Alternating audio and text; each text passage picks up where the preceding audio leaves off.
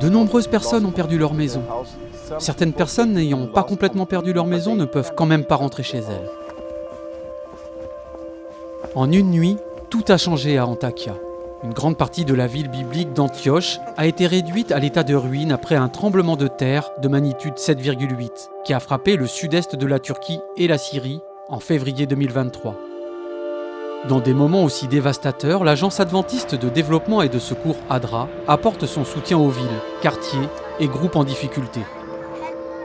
Ils ont besoin de tout en ce moment. Lorsque vous marchez dans les rues d'Antakya, vous voyez que tout a presque disparu. D'après ce que j'ai vu, je pense que 80% des maisons qui restent sont condamnées. Je crois que c'était 2 jours après le tremblement de terre. Nous recevions déjà des appels téléphoniques, des courriels et des SMS d'ADRA nous demandant « Comment pouvons-nous vous aider ?» Les volontaires adventistes de Turquie étaient motivés pour apporter leur aide. Quelques jours après le tremblement de terre, l'équipe expérimentée d'ADRA chargée de répondre aux catastrophes a travaillé avec des volontaires pour trouver les moyens les plus efficaces afin d'aider les victimes. L'équipe était stationnée à Adana, la ville la plus proche qui n'avait pas subi de dommages trop excessifs. Chaque jour, ils ont préparé des sacs contenant des produits de nettoyage, des produits sanitaires et de la nourriture. L'équipe a ensuite fait le trajet quotidien jusqu'à Antakya, où elle a distribué des provisions aux familles vivant sous des tentes à côté des restes de leur maison. Ils ont aidé des personnes comme Ali, dont la maison s'était partiellement effondrée mais dont la famille avait survécu. Il a expliqué à quel point il se sentait béni, car juste à côté de sa maison se trouvait un immeuble d'habitation qui s'était entièrement effondré, ne laissant que quelques survivants. Même lorsqu'elle a subi une grande perte, la communauté d'Antakya a fait preuve d'altruisme et d'hospitalité. Nous voulions aider et cet homme était prêt à nous aider. Il nous a dit « Je peux vous dire combien de familles nous avons ici. Je peux vous dire lesquelles ont le plus besoin d'aide. » Nous l'avons donc suivi et nous avons fait une distribution tente par tente. Et sa tente était la dernière. Il ne s'est donc pas mis en avant pour s'assurer qu'il recevrait. À la fin, il a insisté pour que nous nous asseyions et que nous prenions le thé ensemble.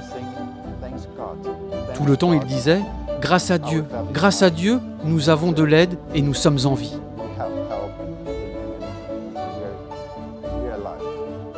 Répondre aux besoins des autres au milieu d'une tragédie permet de montrer l'amour de Jésus à travers le travail humanitaire.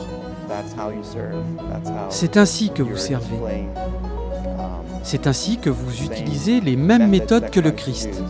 Vous agissez en travaillant. Et je pense que c'est ce qu'il a fait aussi, n'est-ce pas ?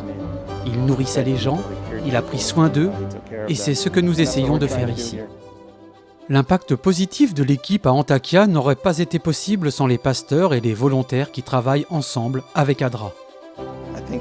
Je pense que combiner la capacité des églises à mobiliser des volontaires avec l'expertise humanitaire d'ADRA est tout simplement la chose la plus puissante qui soit.